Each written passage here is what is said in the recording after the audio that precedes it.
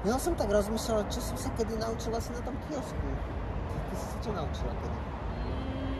Ja som sa napríklad naučila, že čo je to praktika. To je všetko?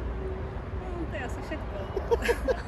A čo sa naučíš na tohto ročnom kiosku? Aj teraz to bude akože podľa mňa celkom zaujímavé vlastne, lebo budeme sa učiť sa, ako povedal Lenin, a vlastne, lebo celá téma vlastne o DIY. Čiže urob si sám a vlastne to je vlastne téma tohto roku, pretože keď na teba štát píp, tak píp sám.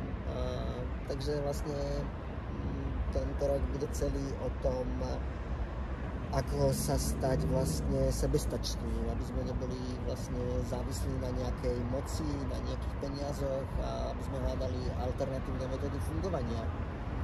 Takže potrebujeme aj vás, diváčky a divákov, aby ste prišli a pomohli nám vlastne festival na konci júla vytvoriť spolu s nami. To je vlastne celý ten message, urob si festival sám, áno.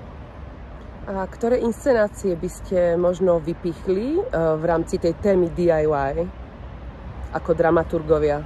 Mňa bavia tie komponované večery, ktoré sú také kurátorské, nielen večery, ale vlastne budeme mať viacero takých výprav do úplne iných dimenzií. Jedna je vlastne, pôjdeme do Nezbudzkej Lúčky vlastne na celé poobedie, kde budeme zažívať rôzne koncerty bez elektriky a prechádzky, performatívne výlety a rôzne ako udalosti, všetko úplne v inom prostredí, mimo divadelných stageov, alebo je to vlastne taký voging, vlastne workshopovo, vlastne taký celý vlastne večer, ktorý bude na tému queer, performancie a rôznych spôsobov, ako sa prejavuje, ako sa vlastne takáto domáca scéna formuje.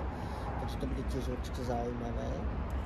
Ale prinesieme aj také ako keby trošku klasickejšie veci, že vás usadíme, ale v niečom také ako keby aj urob si sám, budú aj tradične krátke performancie študentiek a študentov z Vysokej školy muzických umení, ktoré vždy na kiosku prezentujeme, a takisto pozývame aj na rôzne sola, príde Lukáš Blís alebo Andrej Liga, Michal Heriban predvedú svoje také solové autorské inscenácie. Ale nebude to len o mužoch, bude to veľmi aj o ženách, práve ako Alžbeta Papiková a Tamara Mižáková, budú mať práve takú performatívnu prechádzku v spomínanej Nezbudskej Lúčke. Vráti sa na kiosk Martina Hajdila, že ak ste niekto zažili jej dielo Bad in Progress, tak príde také pokračovanie. Príde Eva Priečková, takže budeme vyvažovať aj tie gendre. Tešíme sa? No, tešíme sa. Mne sa to dá veľmi tešiť.